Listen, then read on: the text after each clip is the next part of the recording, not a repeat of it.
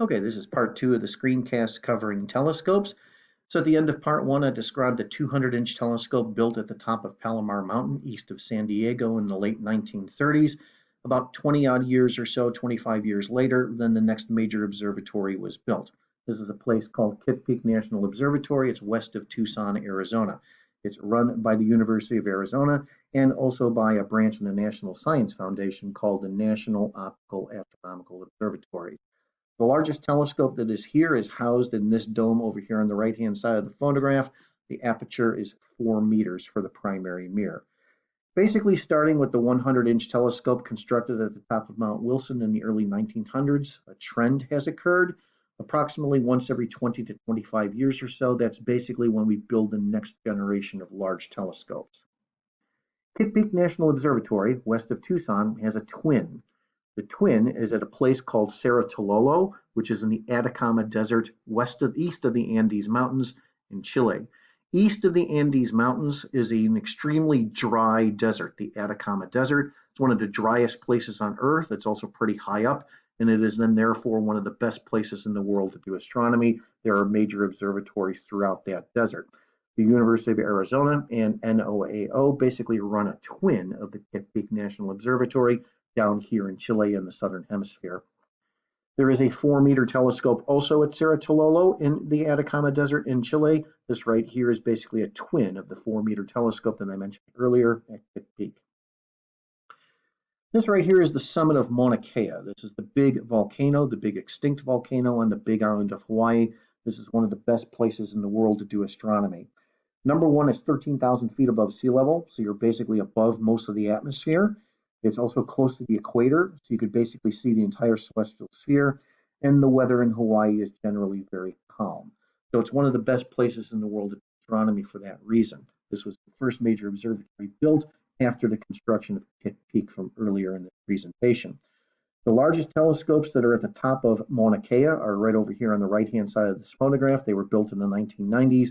These are the two twin Keck 10-meter telescopes photographed, for example, here. These two telescopes are currently still the largest telescopes in the world, even though the next generation of telescopes construction has started on those telescopes. I'll describe that a little bit later on. The two telescopes here and here each have a primary mirror that is 10 meters wide. They're twins of each other, and the two telescopes can be combined together to construct an interferometer. Here's a nice aerial photograph of one of those telescopes. You can see it right here. The primary mirror of each of these telescopes is 10 meters across. It's operated by the University of California and by Caltech.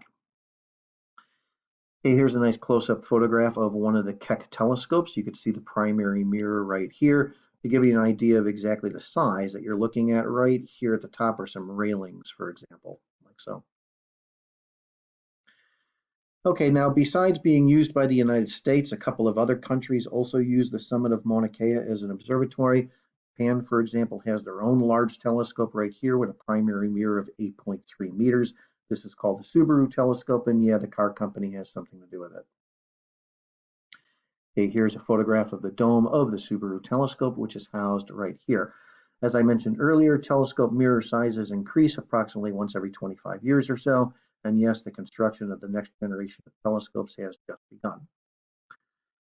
Okay, this is one of the large telescopes that is operated by the University of Arizona. It's actually located east of Tucson at a place called Mount Graham.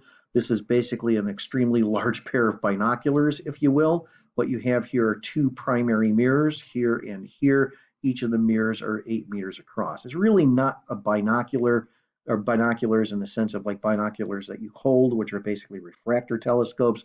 These instead are still using mirrors to collect light. Give you an idea as to how big the mirrors are, you can note the railings here above.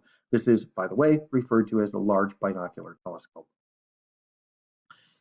Okay, this is the largest observatory that's run by the Europeans. They don't actually have the telescopes here in Europe, however. The weather is usually very poor in Europe. Europe is a bad place to do astronomy. These guys here are located in the Atacama Desert at a place called Cerro Paranal. These 4 telescopes can be linked together to form an interferometer. These are referred to as the Very Large Telescope. Okay, here is one of those telescopes. The primary mirror of each of these telescopes is just over 8 meters. All 4 telescopes can be linked together to form an interferometer. Okay, that concludes part 2 of this screencast on telescopes.